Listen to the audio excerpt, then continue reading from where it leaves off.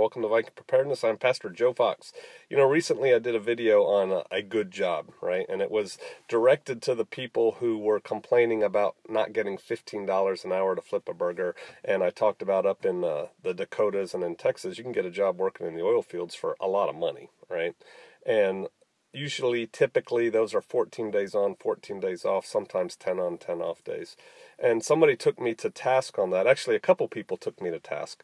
One person went back and forth about how you're just a tool for the system, man. You're working for Bechtel or Brown and Root, or I don't remember who he said, some contractor or whatever. It's like, dude, whatever. You know, they're paying these people a lot of money for a good job. So, you know, go throw stones at somebody else.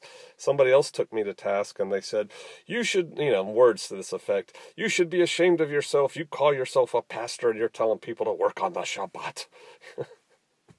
Oh, these people who think they know stuff, you self-righteous people. First of all, the people I was addressing in that video primarily were not Israelites who keep Shabbat. Right? These are people who are complaining that $7 an hour is not enough to flip a burger, and so I'm giving them options. You think those people work on Saturday? Yeah, they do. All right, so I'm giving them options. And hey, I know what the Shabbat is. I know the deal on that. But guess what? So did Paul, right? And go to Acts 15 and 29, and he's writing before that about how people are, these apostles, these disciples are going out, these evangelists are going out to preach the truth, and some people are worried, saying, hey, they're telling us we got to be circumcised and keep the law.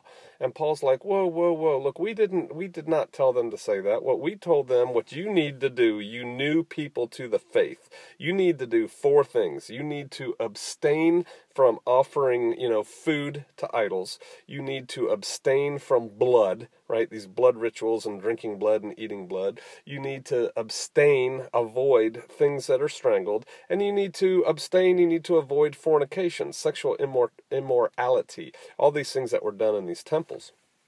Do that.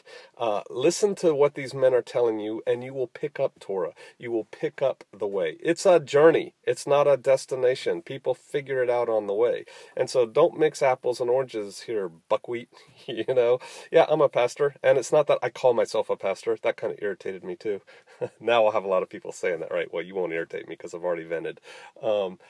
But it's like, hey, read the word yourself, all right? And understand who the target audience is for the video. That video's target audience was people who don't have a job or don't have a good job.